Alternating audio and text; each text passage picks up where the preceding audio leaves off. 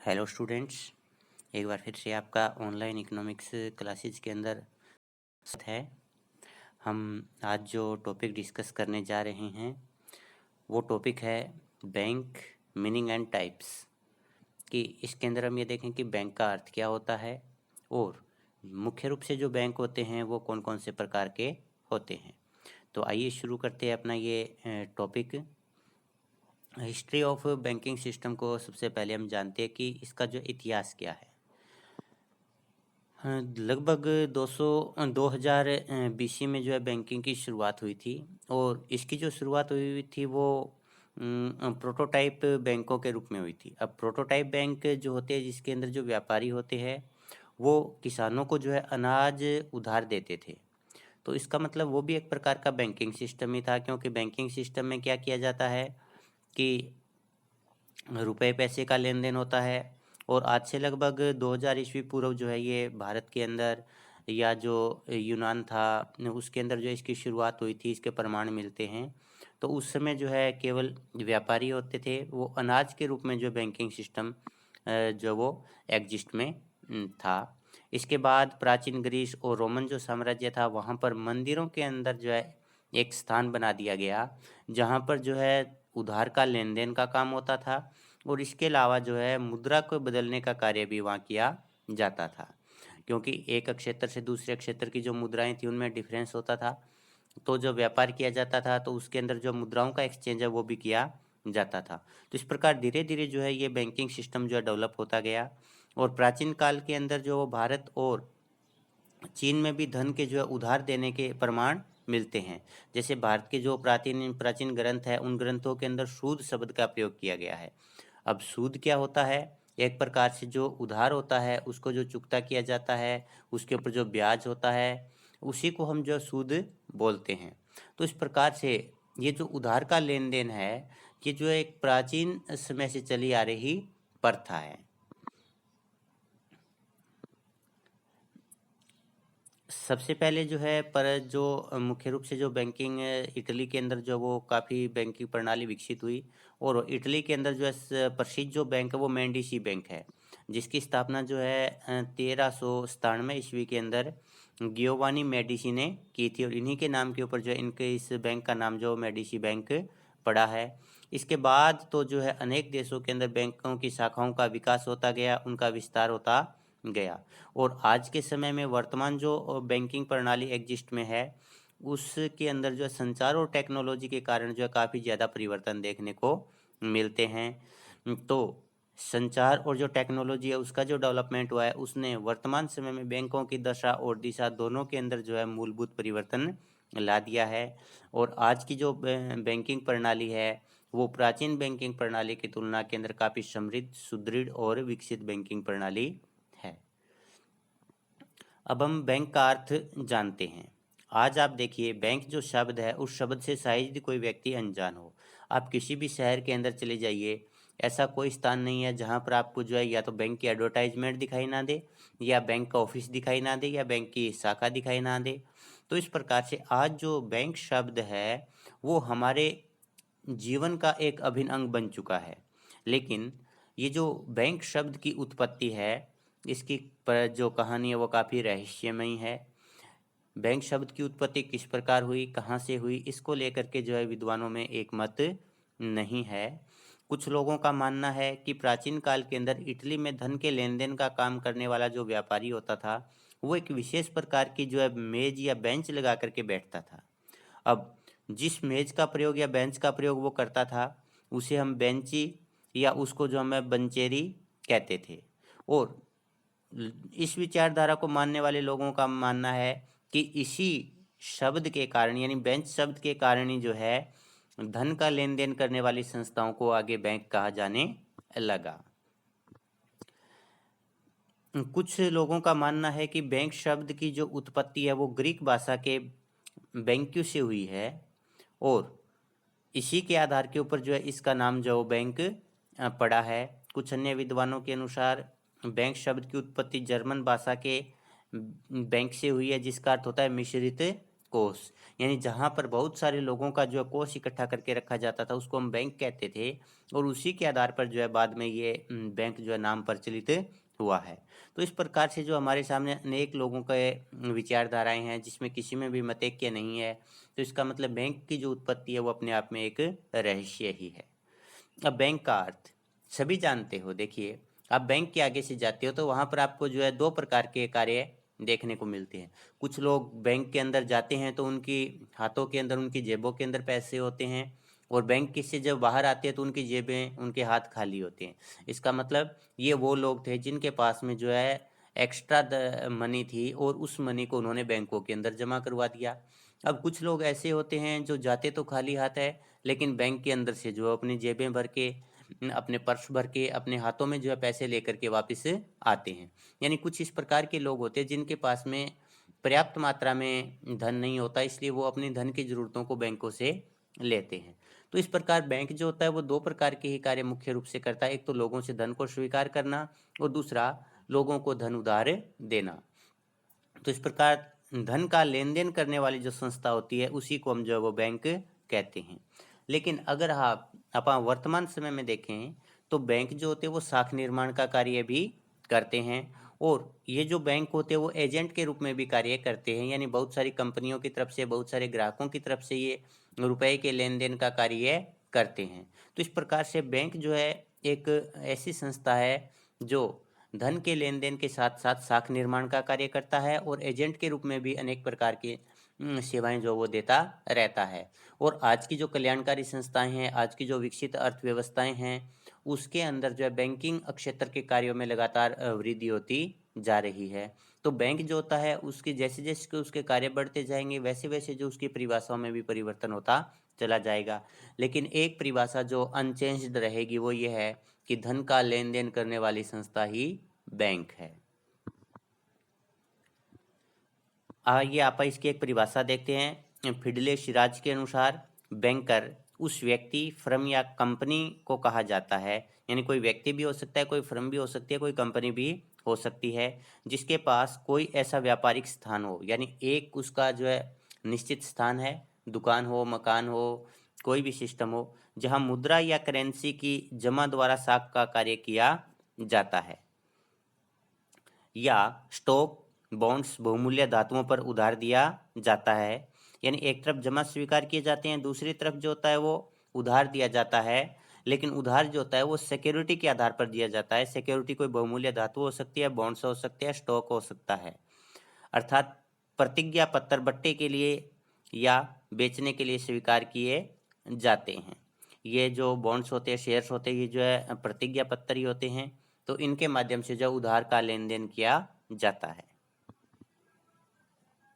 अब बैंकों के प्रकार, मुख्य रूप से बैंकों को हम जो दो भागों में बांट सकते हैं। एक तो जो है अनुसूचित बैंक यानी शेड्यूल्ड बैंक, और दूसरा होता है गैर अनुसूचित बैंक, नॉन शेड्यूल्ड बैंक।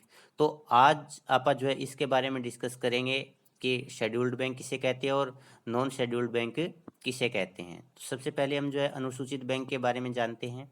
देखिए, अनुसूचित बैंक जो होता है ये एक बैंकों की जो एक विशेष प्रकार की कैटेगरी होती है। तो इस कैटेगरी में जो बैंक शामिल होते हैं उसकी क्या क्या विशेषताएं होती है वो हम जानेंगे। तो अनुसूचित बैंक वो बैंक होते हैं जो आरबीआई की दूसरी अनुसूची में शामिल होते हैं, यानी आरबीआई के पास में एक लिस्ट होती है, उस लिस्ट के अंदर जो दूसरी लिस्ट होती है उस लिस्ट के अंदर जो है ये बैंक शामिल होते हैं। दूसरा, इन बैंकों की जो कुल चुकता पूंजी है और कुल जो सिक्योरिटी मनी है वो 5 लाख से ज़्यादा होनी चाहिए। तो शेड्यूल्ड बैंक की दूसरी परिभाषा, दूसरी जो विशेषता है कि इसके पास है 5 लाख से अधिक की पूंजी होनी चाहिए। और जो शेड्यूल्ड बैंक है जो दूसरी अनुसूची में शामिल है उन बैंकों को जो है प्रति सप्ताह का अपने कार्यों का विवरण जो है आरबीआई को भेजना पड़ता है। रिजर्व बैंक से ये बैंक उधार भी ले सकते हैं, और इनको अपनी जमा का एक निश्चित भाग जो है रिजर्व बैंक के पास में जमा रखना पड़ता है। तो ये जो विशेषताएं पूरी करते हैं उन बैंकों को हम जो है शेड्यूल्ड बैंक कहते हैं। दूसरा होता है गैर अनुसूचित बैंक। ये वो बैंक होते हैं जो आरबीआई की दूसरी अनुसूची में शामिल नहीं होते, और इनकी जो कुल जमा पूंजी जो होती है, इनकी जो कुल पूंजी है, चाहे वह सिक्योरिटी मनी के रूप में हो, चाहे चुकता मनी के रूप में हो, उसकी जो अमाउंट है वो 5 लाख से कम होती है। 5 के आगे लाख है, 5 लाख से कम होती है। और रिजर्व बैंक का इन पर पूर्ण नियंत्रण नहीं होता है। हालांकि कुछ नियंत्रण होता है, लेकिन जो शेड्यूल्ड बैंक होते हैं उनके ऊपर पूरी तरह से आरबीआई का नियंत्रण होता है। इन बैंकों को जो है अपना साप्ताहिक कार्यों का विवरण जो है आरबीआई को भेजना नहीं पड़ता, किंतु इनको महीने में एक बार उस महीने में किए गए कार्यों की जो रिपोर्ट है वो आरबीआई को भेजनी पड़ती है। तो इस प्रकार हम देखते हैं कि भी ये जो होते हैं, जो गैर अनुसूचित बैंक होते हैं, इन बैंकों के ऊपर आरबीआई का जो है थोड़ा बहुत नियंत्रण होता है। इसके अलावा भारत के अंदर जो अनुसूचित बैंक है, यानी जिसको हम अनुसूचित व्यापारिक बैंक है, उन बैंकों के अंदर कौन कौन से बैंक शामिल होते हैं उसकी हम संरचना देखते हैं। भारत के अंदर जो व्यापारिक बैंक है उसको हम 2 भागों में बांट सकते हैं, एक तो सार्वजनिक बैंक और दूसरा निजी क्षेत्र के बैंक। अब सार्वजनिक क्षेत्र के बैंक में कौन कौन से बैंक शामिल है? सबसे पहले स्टेट बैंक ऑफ इंडिया, जिसके बारे में सभी जानते हैं। दूसरे प्रकार के जो बैंक है सार्वजनिक क्षेत्र का, वो है क्षेत्रीय राष्ट्रीयकृत बैंक। और तीसरे प्रकार का जो बैंक है वो है क्षेत्रीय ग्रामीण बैंक। तो इन बैंकों के बारे में आप जो है थोड़ी बहुत जानकारी जो है आगे लेंगे। दूसरा, निजी क्षेत्र को जो बैंक होते हैं उसके अंदर जो है 2 प्रकार के बैंक होते हैं। पहला निजी बैंक जो स्वदेशी होते हैं, और दूसरा विदेशी बैंक। तो विदेशी बैंक और निजी जो स्वदेशी बैंक होते हैं वो जो है निजी क्षेत्र के बैंक के भाग हैं। तो अब हम इनको एक एक करके डिस्कस करते हैं। सबसे पहले हम सार्वजनिक क्षेत्र के बैंकों के बारे में डिस्कस करेंगे, उसके बाद हम निजी क्षेत्र के बैंकों के बारे में डिस्कस करेंगे। तो इसमें सबसे पहले स्टेट बैंक ऑफ इंडिया। देखिए, स्टेट बैंक ऑफ इंडिया जो है इसकी जो शुरुआत है उसकी भी अपनी एक कहानी है। इसकी जो स्थापना है वो 2 जून 1806 में बैंक ऑफ कलकत्ता के रूप में हुई थी, और 2 जनवरी 1809 को इसका नाम बदल करके बैंक ऑफ बंगाल कर दिया गया। उस समय जो है अंग्रेजों का प्रशासन था, तो 3 प्रेसिडेंसी होती थी, एक तो बंगाल, दूसरी एक तो जो है कलकत्ता, दूसरी जो होती थी मुंबई, और तीसरी होती थी मद्रास। तो तीनों के अंदर इन्होंने बैंक खोले थे, लेकिन state of bank of India वो कलकत्ता वाला बैंक बना। इसके बाद 1921 के अंदर जो ये सभी बैंक जो थे, मद्रास था, कलकत्ता था, बम्बई था, इनको मिला करके जो है इम्पीरिकल बैंक ऑफ इंडिया बना दिया गया। और बाद के अंदर ये जो इम्पीरिकल बैंक ऑफ इंडिया था, यही जो है 1955 के अंदर जो वो स्टेट बैंक ऑफ इंडिया बना। और स्टेट बैंक ऑफ इंडिया बना करके सरकार ने जो इसके ऊपर अपना नियंत्रण स्थापित कर लिया। तो इस प्रकार से स्टेट बैंक ऑफ इंडिया जो है सरकारी क्षेत्र का जो है सबसे बड़ा बैंक है। अप्रैल 2017 में इसके जो एसोसिएट बैंक थे, जैसे state bank of Bikaner, state bank of Jaipur and Bikaner जो था उसको भी जो है एसबीआई के अंदर मिला दिया गया। इसके बाकी और जो एसोसिएट बैंक थे उन सभी को जो है वो मिला करके जो है एक ही बैंक बना दिया गया, स्टेट बैंक ऑफ इंडिया। यानी इन सभी का विलय जो है, इसकी जो एसोसिएट बैंक थे उनका विलय स्टेट बैंक ऑफ इंडिया में कर दिया गया। अब आगे आता है राष्ट्रीयकृत बैंक। सबसे पहले हमें देखते हैं कि राष्ट्रीयकृत बैंक होते क्या हैं। ये सार्वजनिक क्षेत्र के बैंक होते हैं, और जिन बैंकों में सरकार की हिस्सेदारी 50% या उससे अधिक होती है उसे हम राष्ट्रीयकृत बैंक कहते हैं। अब राष्ट्रीयकृत बैंकों को क्यों किया गया, बैंकों का राष्ट्रीयकरण क्यों किया गया? क्योंकि भारत जब स्वतंत्र हुआ उस समय भारत के अंदर बैंकिंग सिस्टम जो था वो काफ़ी लचर अवस्था में था, लेकिन जो भी बैंक थे वो कृषि क्षेत्र को या पिछड़े हुए क्षेत्रों को ऋण नहीं दे रहे थे। इससे उन क्षेत्रों के विकास में बाधा पैदा हो रही थी। तो सरकार ने इस समस्या का समाधान करने के लिए जो बड़े बड़े बैंक थे उन बैंकों का राष्ट्रीयकरण करना शुरू कर दिया। तो कब कब किया गया? 1949 के अंदर आरबीआई का राष्ट्रीयकरण किया गया। 1969 के अंदर जो 14 बैंकों का राष्ट्रीयकरण कर दिया गया, और 1980 के अंदर जो 6 बैंकों का और राष्ट्रीयकरण कर दिया गया। तो इस प्रकार हम देखते हैं कि स्वतंत्रता के बाद सरकार ने लगातार सार्वजनिक क्षेत्र के बैंकों को बढ़ावा दिया। तो इसके अंदर जिन जिन बैंकों की जो पूंजी अधिक थी उन बैंकों का राष्ट्रीयकरण कर दिया गया, ताकि सरकार जो उन बैंकों पर अपना नियंत्रण स्थापित करके जो है देश की आवश्यकताओं के अनुसार वहाँ जो है साख का वितरण किया जा सके। वर्तमान में भारत के अंदर जो राष्ट्रीयकृत बैंक है उनकी संख्या 12 है। तो आइए देखते हैं कि वो राष्ट्रीयकृत बैंक कौन कौन से हैं। Bank of Baroda, bank of India, bank of Maharashtra,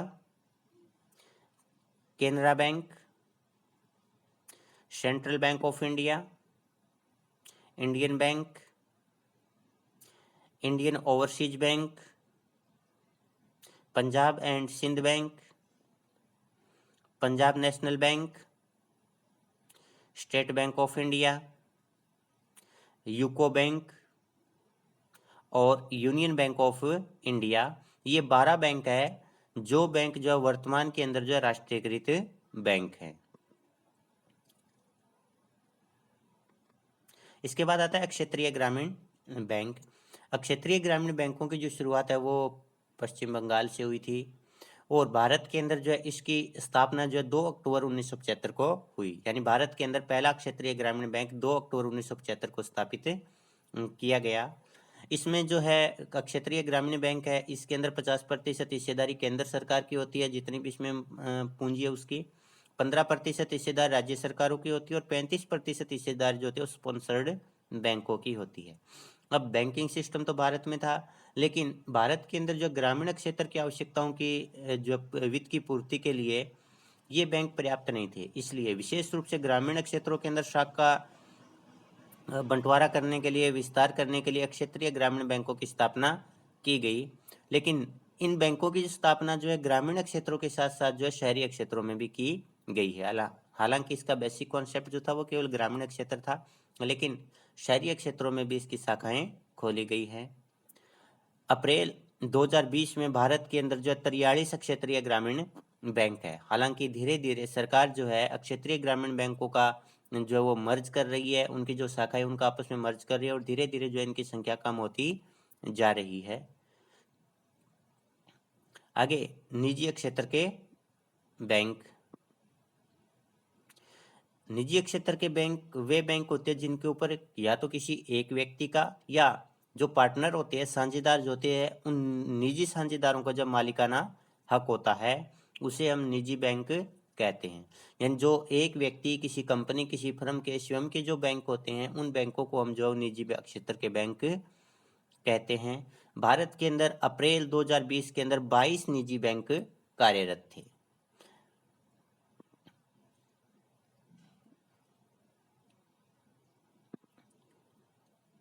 जैसे एग्जाम्पल के तौर पर HDFC, ICICI और वर्तमान में जो है HDFC जो है पूंजी के आधार के ऊपर जो है सबसे बड़ा निजी क्षेत्र का बैंक है। विदेशी बैंक, जैसा कि नाम से पता चल रहा है कि भी ये बैंक जो होते हैं अपने देश के नहीं होते। यानी किसी भी देश के अंदर दूसरे देश की जो बैंकों के बैंक है या उसकी जो शाखा है उसको हम विदेशी बैंक कहते हैं। तो विदेशी बैंक वे बैंक होते हैं जिनका मुख्यालय किसी और देश में होता है, किंतु विभिन्न देशों में वो अपनी शाखाएं खोल लेते हैं। इनको अपने मूल देश यानी जिस देश की ये बैंक है और जिस देश के अंदर इन्होंने शाखा खोल रखी है उन दोनों ही बैंकों के, दोनों ही देशों के जो है बैंकिंग कानूनों का पालन करना पड़ता है। तो इन देशों के ऊपर जो है दोनों ही देशों के कानून लागू होते हैं। भारत के अंदर अगर हम नवंबर 2018 की बात करें तो कुल 45 विदेशी बैंकों की 286 शाखाएं थी और इसमें जो है 22 देशों के 40 बैंक जो थे प्रतिनिधि कार्यालय के रूप में कार्य कर रहे थे। अब ये प्रतिनिधि देखिए, एक तो होता है बैंक जो होता है अपनी शाखा खोल देता है, दूसरा कई बैंक जो होती है अपनी शाखा नहीं खोलते, लेकिन वो जो अन्य जो बैंक होते हैं, चाहे वो देशी बैंक हो चाहे विदेशी बैंक हो, उनके अंदर जो है साझेदारी कर लेते हैं, उनके अंदर जो है वो अपनी जो है ब्रांच खोल लेते हैं और वहाँ जो उनके प्रतिनिधि बैठते हैं। हालांकि वो अलग बैंक नहीं होता, लेकिन वो उनके साथ में जो टाई अप करके जो है वहाँ पर बैंकिंग प्रणाली की सुविधाएं देते हैं। तो भारत के अंदर जो इस प्रकार के 22 देशों के 40 जो बैंक है वो प्रतिनिधि कार्यालय के रूप में कार्य कर रहे थे। तो इस प्रकार ये जो है विभिन्न प्रकार के बैंक होते हैं और इसी के साथ अपना जो ये टॉपिक है वो समाप्त होता है। धन्यवाद।